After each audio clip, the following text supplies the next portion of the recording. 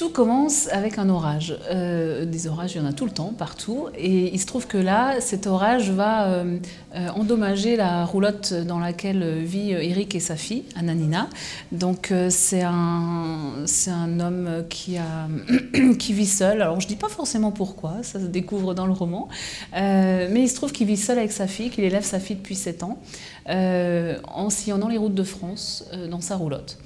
Et un soir d'orage, il y a un arbre qui tombe sur le toit, qui endommage la roulotte. La petite était malade, il se retrouve toit éventré, il pleut dans la roulotte, il ne peut rien faire d'autre que de prendre sa fille dans les bras et d'aller sonner à la première porte qu'il trouve, dans le village où il s'est arrêté par hasard.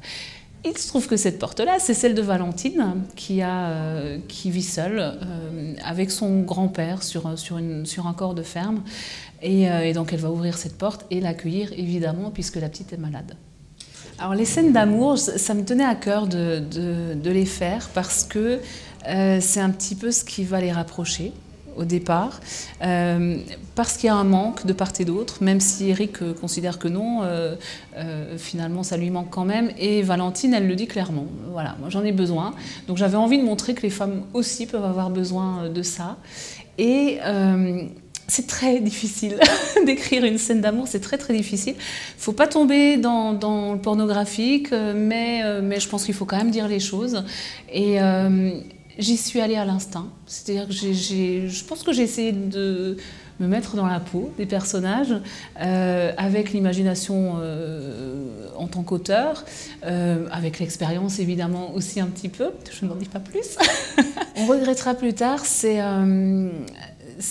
ça reste une rencontre comme les autres, mais j'essaie de développer d'autres thèmes, même si on revient toujours un petit peu à l'amour, évidemment, mais avec les difficultés qu'on peut rencontrer dans l'amour, dans la capacité ou non à s'attacher.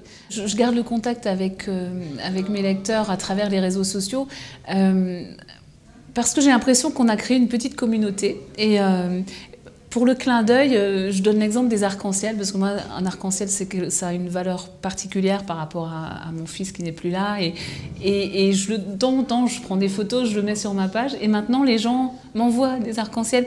Et je sais qu'ils ne voient plus les arcs-en-ciel de la même façon. Il y a une espèce de petit émerveillement là, qui se fait chez eux. Et ça, c'est génial, moi j'adore, enfin, ça me nourrit aussi. Alors, il y a plusieurs personnes qui m'ont dit « ouais, il faudrait que ce soit remboursé par la Sécu, parce que ça fait du bien ».